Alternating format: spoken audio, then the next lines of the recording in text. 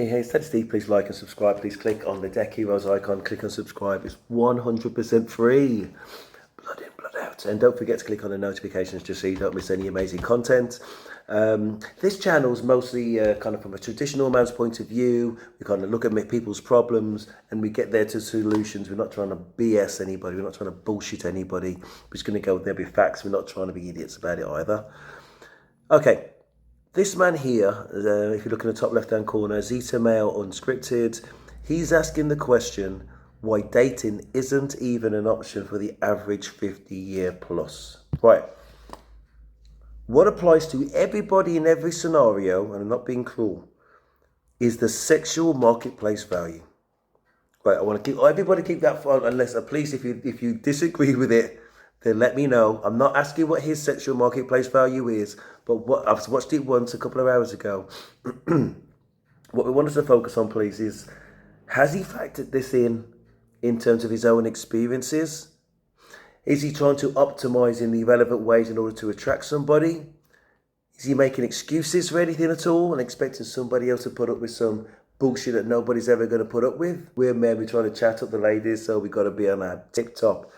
Let's go. What's up, guys? Thank you very much for tuning into the show. I'm Phil, and this is Zeta Male Unplugged. So, my question is, why dating isn't even an option in today's world for a guy 50 or older? Women complain way too much. You got to remember, women, or ladies, whatever you want to be called, when you meet one of us, we're kind of settled in at this age. We know what we like. We know where we want to be in life. We have our own goals. We kind of don't need you other than a couple things. You know what I mean? But just a second, and I ain't gonna keep on stopping. It's a very short video. We're settled in. We know what we need in life. We only need them for certain things. We're settled in. Does that mean that we're agreeable, we're open, we're receptive, we're good company, we're on our top of our game and everything? So, we're settled in because we've got this life experience of what it takes to actually date somebody and put on the front foot. Is that what he's saying? Or is he saying that I've kind of settled into the comfort zone? Are we expecting somebody just to put up with our bullshit? When we say this, though, again, it's all about expecting the world to change, or for some reasons for women just to kind of almost chat us up. We're the men. So I just want to keep that front of mind for me anyway. Okay, you mentioned something about complaining too much. I mean, it just depends, doesn't it? Depends what they're complaining about. Are they complaining because it's raining outside, or are they complaining because, I don't know, there's just not enough effort on his side? Are they giving effort on their side? Okay, we just don't know the detail. But yeah, within what he's saying, yeah, if you're with somebody that's not compatible, yeah, you just keep that moving. But if he's saying that literally nobody's compatible, then he's obviously looking in the wrong places. So again, we've got to take charge and maybe go to where there's more of a selection, or at minimum, if you're looking for in one place and your type of woman isn't there, you've got to look somewhere else. He said that we know what we like. I hope that, that he's got that sexual marketplace value front of mind. I'm in my 40s, he's in his 50s, so he's not 20 anymore. You know what I mean? So is he looking for somebody like very svelte and on top of her appearance, a little girly girl? If he's not loaded, your money has to balance out your sexual marketplace value. So yeah, fair enough, and he will talk on this a little bit later. Within yourself, within your own personality, you're not that 20-year-old anymore. And I don't know what condition you were in as a 20-year-old, but realistically, as this 50-year-old sitting here right now, I can't tell if he's going to the gym. It doesn't look like he's exactly out of shape, to be fair. It's not particularly stylish. People looking at this, I'm not being unkind, and don't be unkind, please. I mean, is he going to pick up somebody in her 20s necessarily without flaunting that wealth? If he pulls up in a Ferrari, do we reckon he can get a 20-year-old? Of course he can. You know what I mean? In the bunch, day on day, eventually he'll get one, if that's what he wanted. Would he get somebody in his 30s? Much more likely.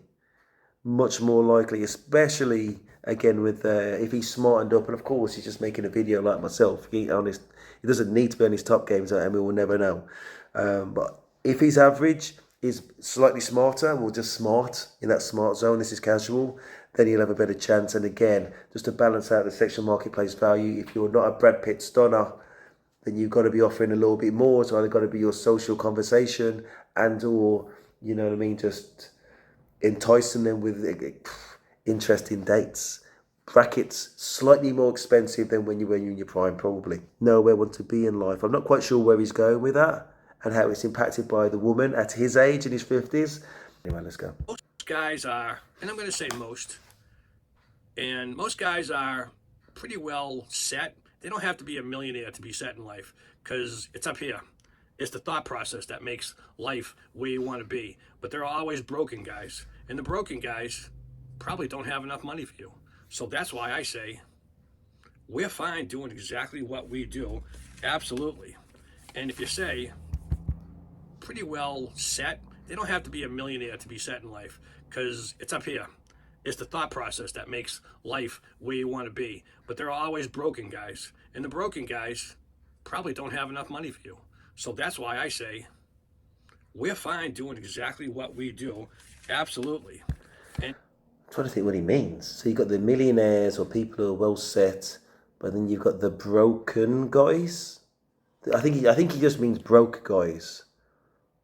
Broken guys? He's got to be broke guys, not broken. Maybe just. And the broken guys probably don't have enough money for you. So that's why I say we're fine doing exactly what we do. Absolutely. And if you say. So you've got the broke guys who don't have enough money for you, and you've got the wealthy guys, and they're well set. But I don't know what you're talking about, my brother, because you're not well set in terms of relationship if you've completely opted out. If he was saying, yeah, listen, I can go out there, I might not want a relationship, but because I'm well set, I can get whatever woman I want of whatever age, you know what I mean? I'm just kind of fortunate like that. Or, you know what I mean? Then I get what he's talking about, but just because your career's sorted out, it's got nothing to do with relationships, unless he's just saying he's happy in isolation, very possible. He hasn't said it, I don't know, let's go.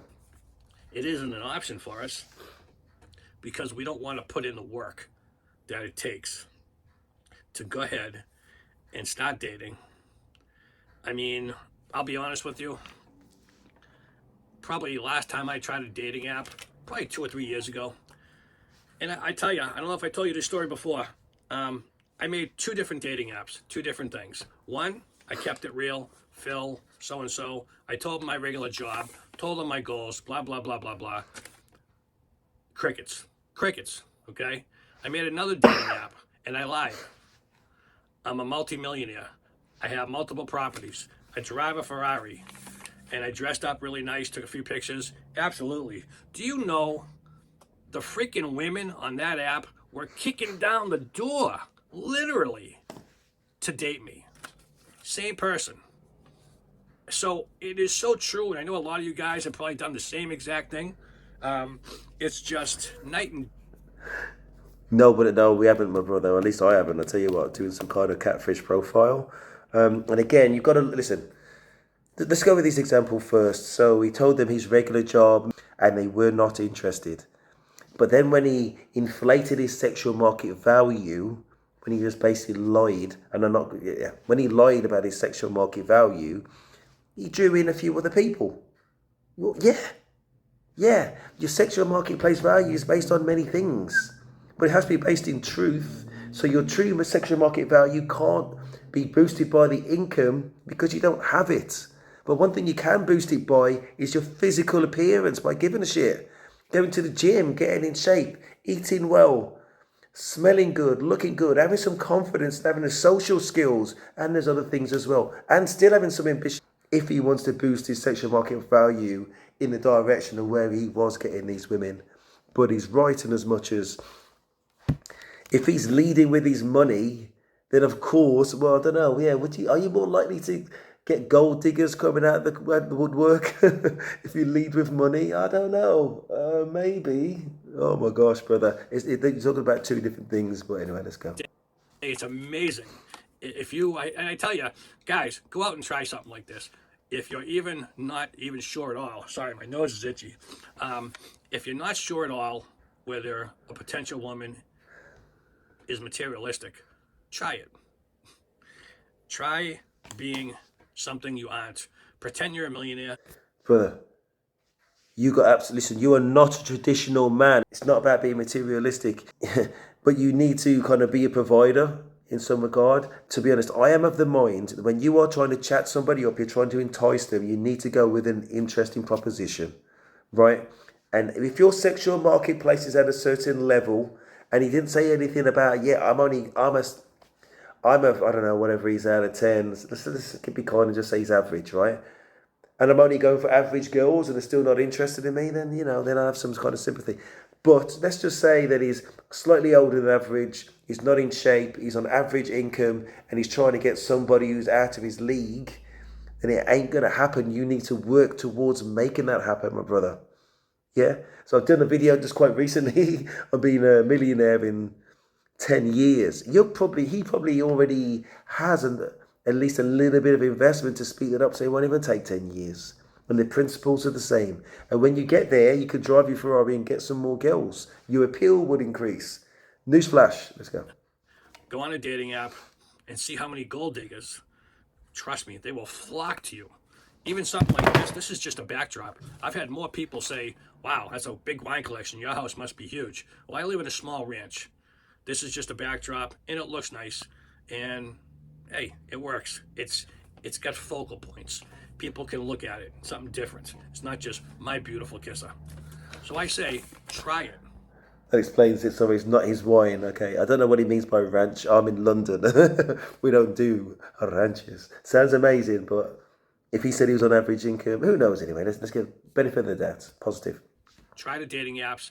Pretend you're a millionaire. Do what you got to do. You will be amazed. And it's super interesting. So getting back to the dating app thing, when I was being good old me on that dating app, after a couple weeks, you might get the women, you're probably not interested in. That's a nice way of saying it. And you might get someone to talk to, but I don't know what the heck I'm doing wrong. No, he just hit the nail on the head. You attract the women, or you match with the women on your sexual marketplace value. So you need to be realistic. You have to be realistic, my brother. Or again, boost your sexual market value, go to the gym, all the stuff I said earlier. That's the reality. Let's go back a little bit. There we go. You're probably not interested in. That's a nice way of saying it. And you might get someone to talk to, but I don't know what the heck I'm doing wrong, because I can never get past the first conversation. And I've said to myself plenty of times, what the heck am I saying? What the heck am I saying wrong? What am I doing? I don't get the picture. What am I not saying that would turn them on or turn them off? Again, I don't have anybody in my life, woman-wise, to bounce the stuff off of now, because, like I said, the world is so different in dating.